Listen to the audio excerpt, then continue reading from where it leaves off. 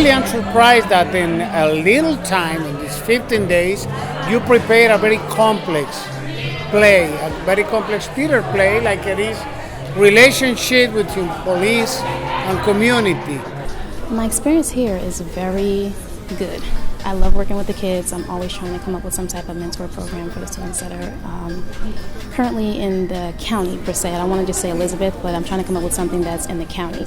I'm getting to learn a lot about them, a lot what they think about us, how we can make it better for them so they won't feel intimidated, or we won't feel intimidated when approaching them with certain things. So just to hear the variety of what they think and how they're, beginning to like us, I think is a good thing. So far, I really enjoy the improv.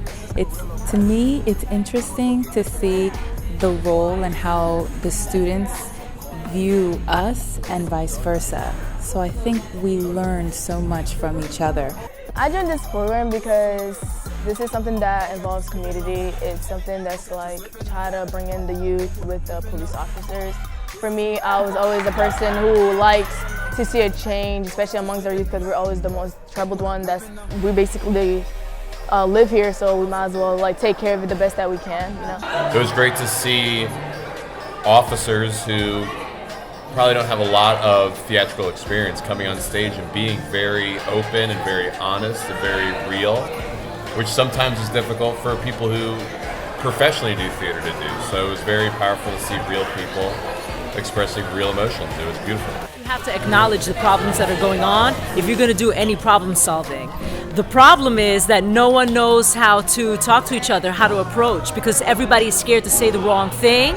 Nobody wants to offend everybody else, and nobody wants to admit that they might have been wrong, and no one wants to admit that they don't know something. So when you use theater, we're using it as a point of entry, as a key, as a door to start that conversation.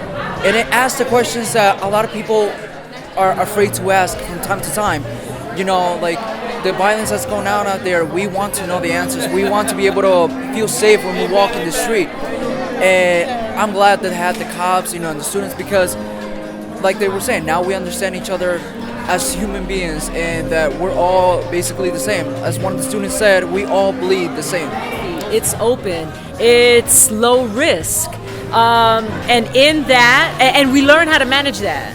You can't just throw the people in there. You have to develop relationships. We have to develop trust. We have to develop time and space, and all of that takes patience and investment, and the word that guided us through this entire time was willingness. You have to be willing. These artists were willing, and they showcased their willingness with the hope and the intent to invite the audience to be willing too. So it was like a call and response, a reciprocity. We just are trying to kick off the conversation and also kick off how good having that conversation is, and how cathartic it feels, and how necessary it is, and how healthy it is, and how life-saving it's ultimately intended to be. Listen, there's a wave that's happening. There's a tide, right? There's a change.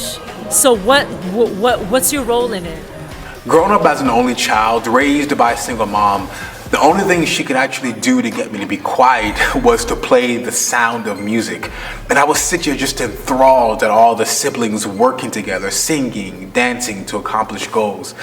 And that really planted the seed for me to be a storyteller. Growing up in an urban environment, Elizabeth, New Jersey, all my friends were playing basketball, football, baseball, but I just wanted to tell stories. And I've developed that passion into a desire to really use theater as a powerful tool for social justice. I had this idea to bring cops and kids together in one room to create theater, to confront ideas that are normally so difficult to confront in normal dialogue. And I hope to continue to develop this passion as my life's work.